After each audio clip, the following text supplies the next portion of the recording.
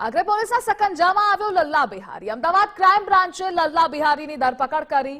હર્ષભાઈ સંઘવીએ આપ્યું હતું 72 કલાકનું અલ્ટિમેટમ। 72 કલાકનું અલ્ટિમેટમ પૂર્ણ થાય તે પહેલા જ પકડી પાડ્યો। ચંડોળા તળાવમાં ગેરકાયદે પ્રવૃત્તિઓ ચલાવતો હતો લલ્લા બિહારી। લલ્લા બિહારી રાજસ્થાનના બાંસવાડામાંથી ઝડપાયો છે। તો લલ્લા બિહારીને લઈ મોટા ખુલાસાઓ થયા।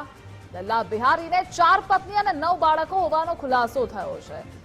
લલ્લા બિહારીની ધરપકડ મુદ્દે ડીસીપીનું નિવેદન સામે આવ્યું છે। લલ્લા બિહારી પર પહેલા 2 ગુના દાખલ થયેલા છે।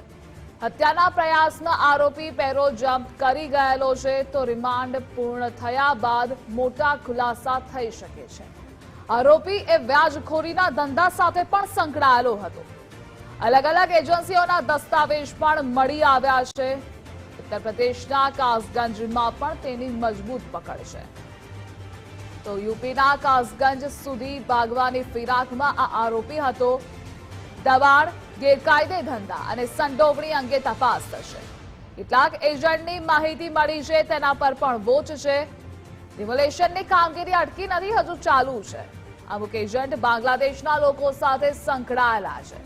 તો કેટલાક દસ્તાવેજ પણ મળ્યા છે જે બોગસ ડોક્યુમેન્ટ છે। બોગસ દસ્તાવેજોને લઈ તપાસ થઈ રહી છે।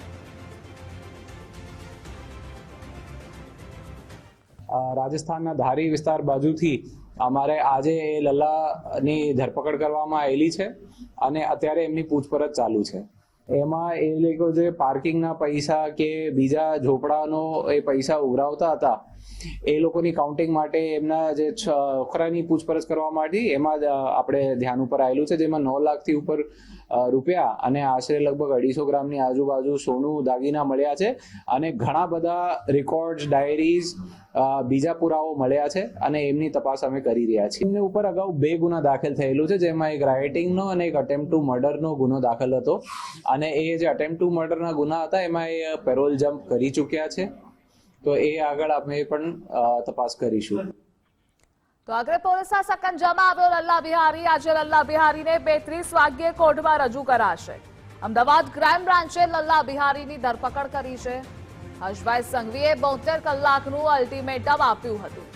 72 કલાકનું અલ્ટિમેટમ પૂર્ણ થાય તે પહેલા જ પકડી પાડ્યો છે। ચંડોળા તળાવમાં ગેરકાયદે પ્રવૃત્તિઓ ચલાવતો હતો લલ્લા બિહારી।